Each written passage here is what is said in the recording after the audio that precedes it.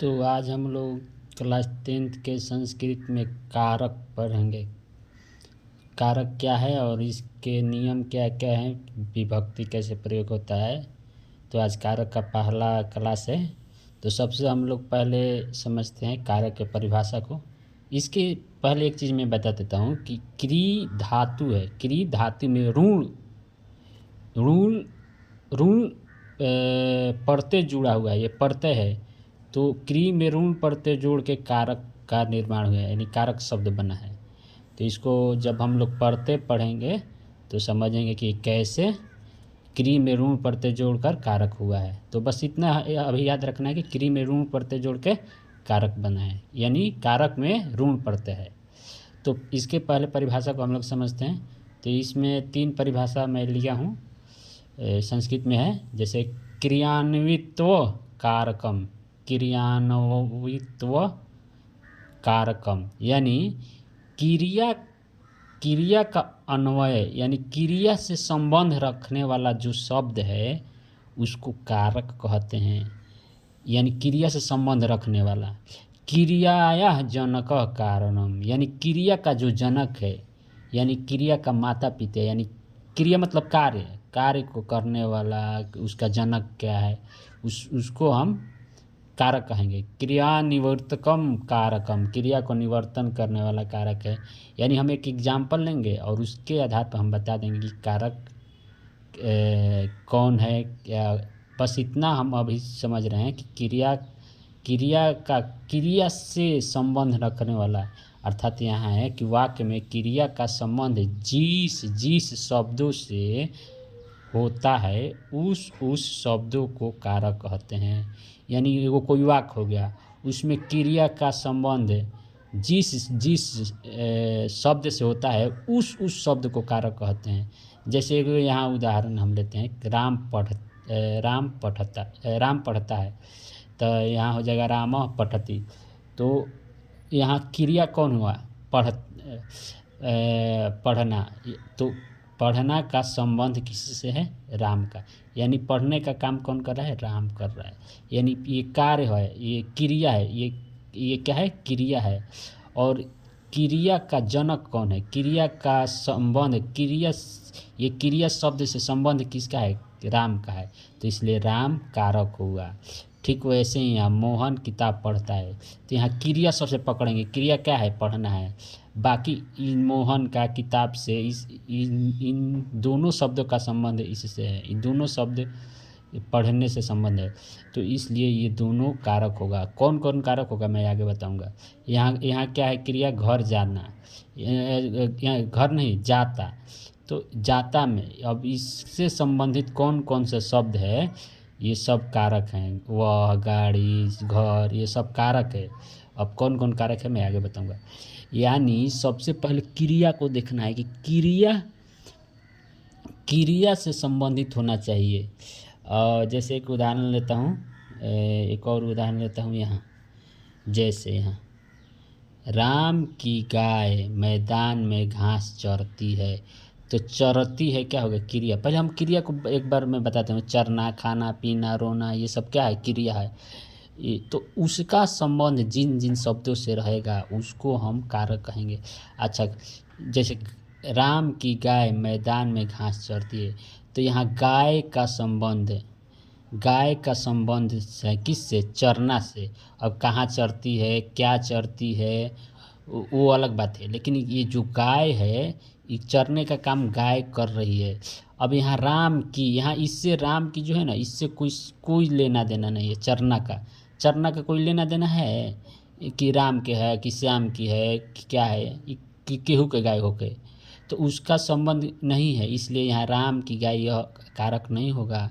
यानी जिससे लेना देना रहेगा, यानी जिस क्रिया से लेना देना रहेगा उसी को हम कारक कहेंगे। बाकी यहाँ राम की हो, श्याम की हो, इससे कोई लेना देना नहीं है, इसलिए यह कारक नहीं होगा। अब मेरा भाई विद्यालय जाता है, अब यहाँ मेरा से कोई संबंध नहीं है। जाने का काम तो कौन कर रहा है, विद्यालय जाने का काम कौन कर रहा है, भाई कर रहा है। अब वो मेरा भाई होकर, तुम्हारा भाई होकर, राम का भाई होकर, श्याम का भाई होकर, उससे कोई लेना देना ही नहीं है। क्रिया का कोई लेना देना है, लेना देना इससे है भाई का, यानी ये आदमी जा रहा है, जो ये भाई है ना ये यहीं जा रहा है, बाकी वो किसका भाई है इससे कोई मतलब नहीं है, कोई लेना देना नहीं है क्रिया से, इसलिए ये मेरा कारक नहीं होगा लेकिन ये भाई कारक होगा। तो अब इसके आधार पर यानी परिभाषा के आधार पर कारक को 6 भागों में बांटा गया है। इसका मतलब 6 भेद हैं, जैसे कर्ता कारक, कर्म कारक, करण कारक, संप्रदान कारक, अपदान कारक और अधिकरण कारक। यानी कि संस्कृत में मात्र 6 ही कारक है। अब इन कारकों को हम पहचान कैसे करेंगे वाक्यों में कि कौन कारक है। तो सबसे पहले हम कर्ता कारक की पहचान कैसे करेंगे, यानी कर्ता कारक का पहचान करेंगे जिससे डायरेक्ट वो काम करे, स्वतंत्र काम करे। जैसे राम पढ़ता है, यानी जो काम करने वाला होता है, ये डायरेक्ट काम करने वाला होता है, यानी पढ़ने का काम कौन कर रहा है, राम, तो ये कर्ता कारक हो गया। अब कर्म कारक मतलब जिसका काम का प्रभाव पड़े, यानी यहाँ मोहन पढ़ता है, यानी पढ़ने का काम कौन कर रहा है, मोहन, तो मोहन कर्ता कर्म होगा, लेकिन वह इसका पढ़ना का प्रभाव यानी क्या पढ़ रहा है, तो किताब, तो ये कर्म कारक हुआ, ये कर्म कारक हुआ। अब करण कारक देखेंगे, वह गाड़ी से घर जाता है, तो वह यानी जाने का काम कौन कर रहा है, जो काम करने वाला होता है उसको कर्ता कहते हैं, तो वह कर्ता हो गया। गाड़ी से यानी माध्यम यानी माध्यम चुन रहा है, जाने के लिए क्या चुन रहा है, माध्यम, तो यहाँ गाड़ी से क्या हो गया, यहाँ हो जाएगा करण कारक। घर जाता है तो घर क्या हो जाएगा, कर्म कारक। गाड़ी से यानी माध्यम का काम क्या हो गया, गाड़ी, तो गाड़ी हो गया करण कारक। वैसे ही राजा ब्राह्मण को गाय देता है, तो राजा ब्राह्मण को यानी देने का काम कौन कर रहा है, राजा, तो राजा कर्ता कारक हुआ। और ब्राह्मण को यानी किसको गाय दे रहा है, तो यानी ब्राह्मण को, तो यहाँ संप्रदान कारक क्या हो जाएगा, ब्राह्मण हो जाएगा। और गाय को कर्म कारक हो जाएगा। अब पेड़ से पत्ते गिरते हैं, यानी गिरने का काम कौन कर रहा है, गिरने का काम पत्ता कर रहा है, पत्ता गिरने का काम कर रहा है, पेड़ नहीं गिरने का काम कर रहा है, पत्ता गिरने का, तो पत्ता कर्ता कारक हुआ। और पेड़ से, तो पेड़ क्या हो गया, पेड़ हो गया अप्रदान कारक, यानी ये अप्रदान कारक हो गया पेड़।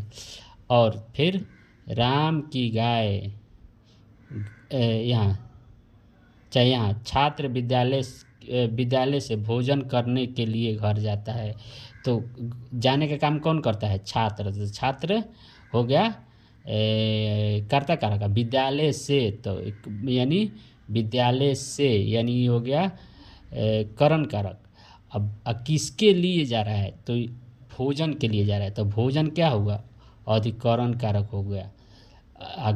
घर क्या हो गया, कर्म कारक। तो इस तरह हम कारक का पहचान करते हैं। एक ऐसा उदाहरण लेते हैं जिसमें सभी आ जाएगा, जैसे यहाँ राजा यहाँ गाय है, राजा गायम हस्तेन विप्राय गोष्ठात गंगा तीरे ददाती, यानी राजा, तो राजा क्या हुआ, यहाँ राजा हुआ कर्ता कारक। और गाय हो गया कर्म कारक। इसका मैं हिंदी बता देता हूँ। हिंदी हो गया, राजा गाय को हाथ से, विप्राय मतलब निर्धन को, गरीब को गौशाला से गंगा तीरे यानी गंगा के किनारे देता है, यानी राजा गाय को हाथ से गरीब को गौशाला से गंगा तीरे देता है।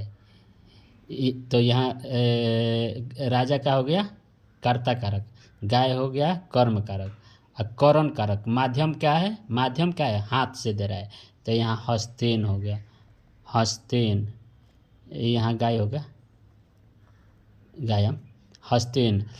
किसको दे रहा है, विप्राय, तो यहाँ विप्राय क्या हो जाएगा, विप्राय हो जाएगा विपर्याय हो जाएगा संप्रदान कारक। कहाँ से दे रहा है यानी किस कहाँ से दे रहा है, तो गोष्ठात, गोष्ठात मतलब ये हो जाएगा अप्रदान कारक, यानी गौशाला से दे रहा है, ये ठ है। और कहाँ दे रहा है, तो ये हो गया गंगा तीरे, गंगा तीरे, तीरे यानी राजा डायरेक्ट राजा दे रहा है, राजा ददाती यानी देने का काम राजा कर रहा है। अब राजा देने का काम कर रहा है तो देने का यानी इस क्रिया का संबंध गाय से भी है, हाथ से भी है, विप्राय से भी है, गोष्ठात से भी है, गंगा तीरे से भी है, इसलिए ये सभी कारक होंगे। ये राजा भी, गायम भी, हस्तेन भी, विप्राय भी, गोष्ठात भी, गंगा तीरे भी, ये सभी कारक हो गए। अगर हम यहाँ लिख देंगे मगध, मगधस्य, यानी यहाँ हम लिख देंगे मगधस्य, यानी मगध का राजा गाय को हाथ से, गरीब को गौशाला से गंगा तीरे यानी गंगा के किनारे देता है। यानी यहाँ मगधस्य लिख देंगे, मगधस्य, तो यहाँ यानी ये कारक नहीं होगा। इससे क्या संबंध है, इससे कोई संबंध है कि वो मगध का हो कि नेपाल का, भूटान का, कहीं का हो, या अयोध्या का हो, कहीं का भी राजा हो, इससे क्या मतलब है। इससे दादाती का कोई मतलब है देने का, देने का तो मतलब इन सब से है। गाय राजा को है, गाय से क्या देता है, किससे देता है, किसको देता है, कहाँ से देता है, कहाँ पर देता है, इस सब का देने से संबंध है, दादाती से संबंध है, इसलिए ये सभी कारक होगा। मगध ये, लेकिन ये मगध का संबंध है, मगध का संबंध सिर्फ राजा से है, न कि देना से, क्रिया से। ये क्रिया हुआ, इससे कोई संबंध नहीं है देने से। देने का संबंध किससे, इन सब से, एक दो इन सब से, राजा से, गाय से, हस्तेन से, इन सब का संबंध देने से है। लेकिन मगध का जो संबंध है राजा से है सिर्फ, यानी कहाँ का राजा कि तो मगध का राजा, यानी मगध का जो संबंध है सिर्फ और सिर्फ राजा से है, न कि इन सब से, गाय हंसते, न कि क्रिया से है। अगर ये क्रिया से संबंध रहता तो ये भी कारक हो जाता, लेकिन इस क्रिया से कोई लेना देना नहीं है मगध का, सिर्फ राजा का लेना देना है मगध से कि यह मगध का राजा है, इसलिए यह कारक नहीं कहलाएगा।